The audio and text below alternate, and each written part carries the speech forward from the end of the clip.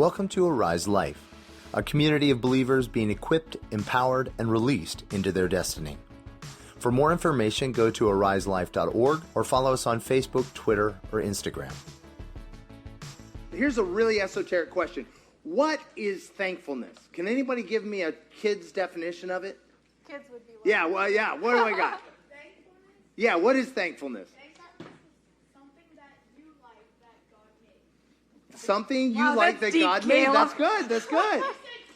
I love it. I love the kids. Exactly. Well, the problem is we could go, well, you could give me a philosophical Okay, one. another definition. Somebody else. It can be an adult or a kid. What does it mean to be thankful? Attitude of gratitude. What does that mean? Yeah, I'm with you. A need fulfilled. A need fulfilled. Come on.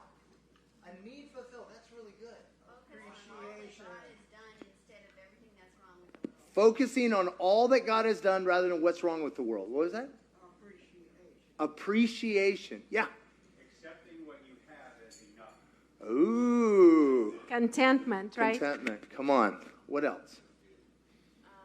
I almost feel like it's like this deep feeling that it's undescribable when something huge happens and you're just so thankful that spiritually, emotionally you can feel it. Come on. But you can't really Yeah. verbalize it. Yeah. It touches you deep in. Like, to me, gratitude is kind of the feeling for you Lego people when you make a perfect click. Do you know what I'm talking about? It's like something clicks inside of you and you go, that's what I was made for. Yeah. Jesus can protect our family. That's right. Jesus can protect our family. So, but here's the thing. I've discovered, I remember this, that years ago there was this song and it had this line, I have a thankful heart and that you have given me, and it only comes from you. And I was like, I don't have a thankful heart. Anybody know what I'm talking about? Like, anybody become aware of how ungrateful you are? No? So let me ask you this. Why are we not grateful? What is hard about gratitude? We're selfish. Selfish? Okay. We enjoy feeling sorry for ourselves. Sorry for ourselves. What's that? Distracted? Ooh, unmet expectations. What else? Disappointment. Yep, disappointment. Come on. I see that hand. No, I don't. Yes. Jesus makes sure we are okay. That's right. Jesus does make sure we're okay. Come on. What are some other reasons why it's hard to be grateful?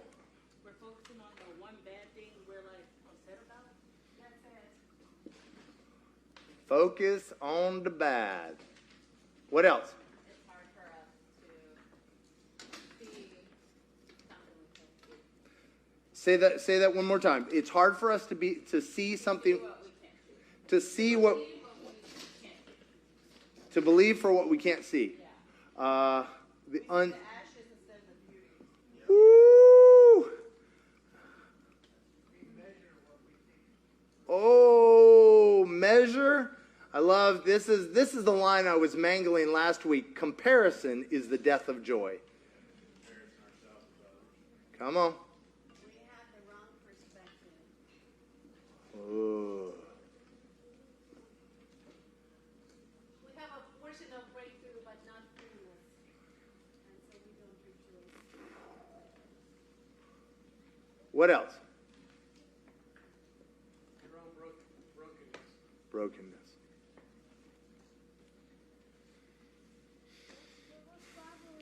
Do you know what I realize? I feel like we could spend a week on every single one of these and we wouldn't get done. But I know for me to be grateful, I have to admit I have a need. And who likes to be needy? You know, we don't. We hate. We're like, like you don't want to be, like anybody here, you show at a party and you don't know anybody. You try to figure out, can I stand next to the food and I can trap somebody and at least get one person to hold on to them for dear life, right? We don't want to be needy. Why don't we want to be needy? Yeah. When you be mean, Jesus might be upset. That's right. When you're mean, Jesus might be upset. Why would we not, why don't we want to have a need? Why don't we want to be needy? People run away. Why do people run away from needy? It's annoying. What? Scares them? Draining? Fear?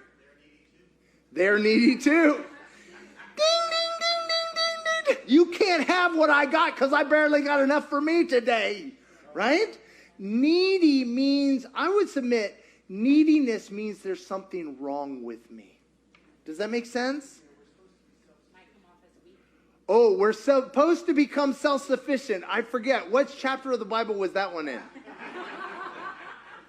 The Gospel to America, right? Yeah. So we're supposed to be self-sufficient. In fact, God designed us fundamentally. When Adam was in the garden all by himself, with him and just God, everything was perfect. God said it wasn't good because he was self-sufficient. We've all been straining to become self-sufficient, right? I'm going off the grid. I'm living wild. I'm ready for the apocalypse because I don't need nothing. I alone will be my source. God goes,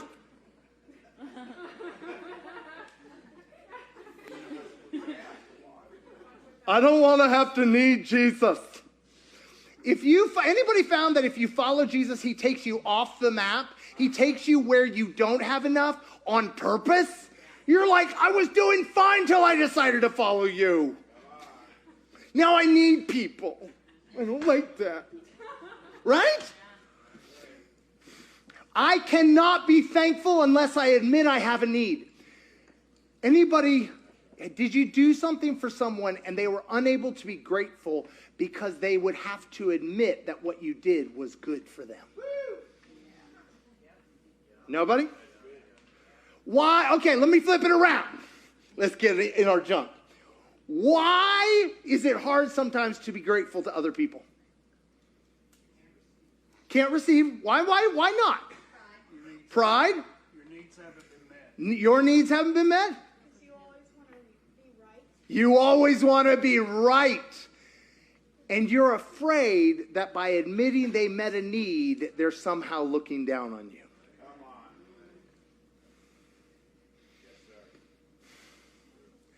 But I would submit that if we do not admit we have need, A, we can't become grateful. And if we can't admit need, we can't receive. And if we can't receive, we will die alone. Literally, we cut ourselves off from receiving the grace of God. And you're like, well, I got me in Jesus. Jesus is going to supply all my needs according to his riches and glory. Where is his riches? Right here. How is he going to give you the riches? The people in your life. So the thing is, though, we don't want to be grateful because it's shameful. Anybody know what I'm talking about? Yes. Come on. So here's the thing, is you and I, this is why Jesus said it is harder for a rich man to get into the kingdom of heaven than a camel to go through the eye of a needle. Now, I'm not a physics person, but eye of the needle. Camel, right? Do you see a problem? Why? Because a rich person has everything they need. I don't need any. I don't need you. I don't need you. I don't need you. But the reality is, if we go, the only way I can live an attitude of gratitude, the only way I can live a thankful life is if I'm receiving, and the only way I can receive is if I admit I don't have. Who here, you try to get all your ducks in a row before you go out in the morning? Yeah, well, some of you ladies are like, well, I got to put on my face. Us men, we don't have that luxury. Like us men, we get out there and people can see our lives. Y'all can cover it up. We can't. We're up. I mean, I sent a video to Jonah the other day, and I saw the video, and I was like, I look like death warmed over. Like, this is not good. No, the reality is, though, is a lot of times we don't want to play with others unless we can at least look like we've got it together. But we'll never have our needs met till we admit we don't. All right, so here's where I promised a homily, not a sermon. So we're keeping it short. The homily is code for short. So the thing I kept thinking about was these 3 verses in Romans chapter 5, where he says, you see, at just the right time, when we were still powerless.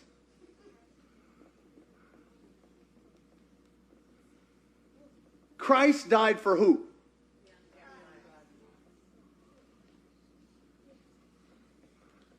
See, very rarely will anyone die for a righteous person, although they might die for the cool guy, the nice guy, the good guy. But God demonstrates his own love for us in this, that while we were still sinners, people who fall short of the mark, Christ died for us. So God's grace is available for who? Everyone. It's available for the... Very good, class. Right? The ungodly, the powerless sinners. Who here is like, that's what I signed up to be a part of? The powerless. Woo! Powerless for Jesus! Right? Only the powerless get what Jesus is offering. Only those who admit they are not like God get what he's offering. Only those who admit they are fallen short on their own get what they want. But here's the problem, guys. Is this a one and done? Everybody's like, no, I'm done now. I don't fall short of the mark anymore at all. Right? I am all powerful. No. Okay, if I unplug a light from the wall, how long does it burn? Millisecond. If you guys remember, especially LEDs, it will burn for just a little longer. Anybody done that? You flick it off and just watch it fade. Right?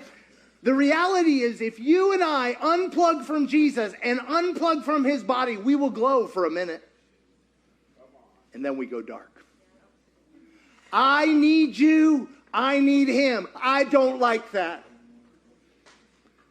But the reverse of that, I will either be angry about it and you become my enemy because you have what I need, or I become grateful. And I am great in gratitude. I receive it and I bless you. One side, I'm angry at you and I want to grab it from your hands and I'm mad that you are meeting my need. On the other side, I'm grateful and I receive. The difference is humility. The difference is humility. Not one of us is better than anyone else. Can we admit that? Only the powerless, only the ungodly, only the sinners, only those who admit, apart from you, God, and apart from the grace of your body, that's me. And I don't try to make it on my own until I come out to play. But rather, from the very get-go, I admit my need. So, here's the reality. We're about to do testimonies. Do you know you only have a testimony if you have a problem? You only have a testimony if you have a failing.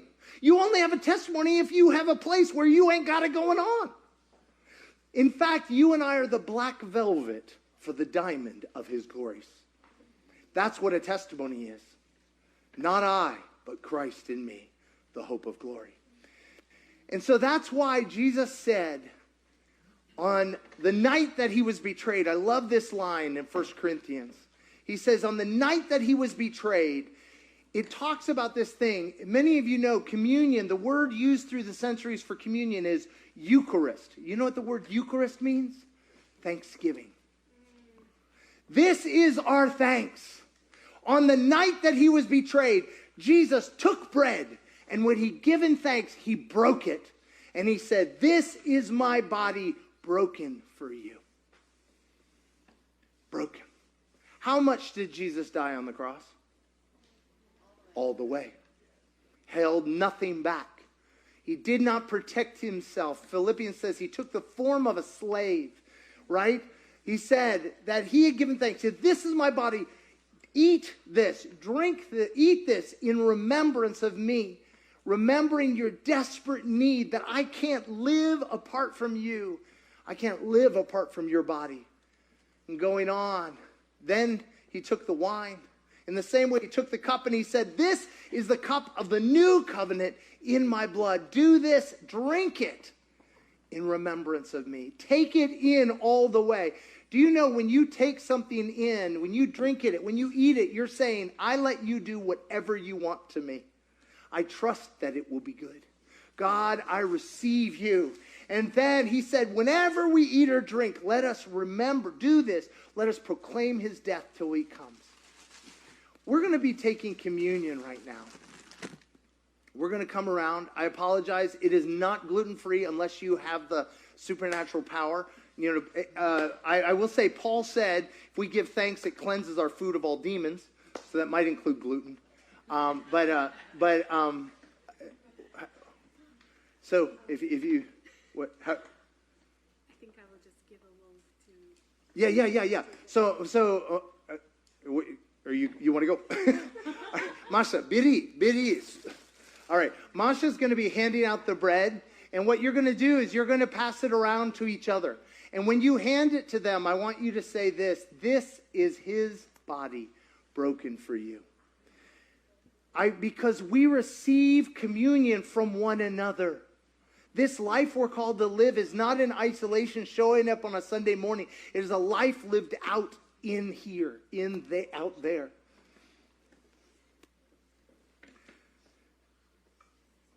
Masha, you want to get some help? Yes.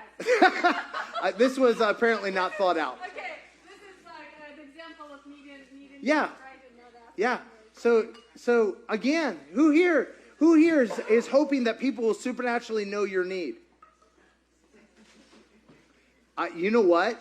God could tell people, but many times he won't until we will humble ourselves to admit our need to each other. But it's got to be, if I share my need with you, it can't be shame to me. Does that make sense? I have to know that you're not going to use my need against me. You're not going to condemn me. So what we're going to do is, this is my body broken for you. This is his healing. It said, by his stripes we are healed.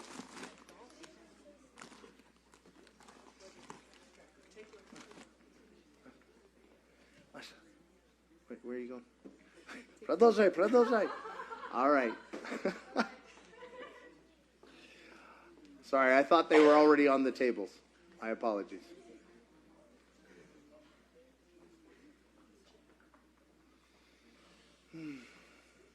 This is my body broken for you. As you chew it, as you eat it, as you take it in, say, God, I'm not enough on my own. I need you. I need you for my health. I need you for my finances. I need you for my life. But I also need your body.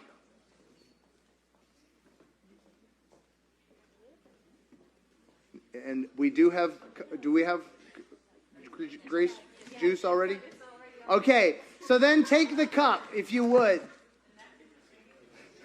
Sorry, I was halfway there. I was halfway there in understanding. I love you. All right, so take the cup. This is the cup of my blood. And again, in thankfulness, Jesus, though I am a sinner, though I am powerless, ungodly, in you, I am made powerful. I am made right. I am made righteous in you. I thank you. And I take this as a sign. Go ahead and drink. Lord, I thank you that if we're to do this life, it's messy. If we're going to invite other people to our problems, it's going to be messy. If we walk through this life with you, our expectations will not be met. But your plans for us are better than we could ask, think, or imagine. So, Lord, we come before you, powerless, weak, saying, God, we can't. But thank you for your body that we can. We worship you in your beautiful name. Amen. For more information, go to ariselife.org or follow us on Facebook, Twitter, or Instagram.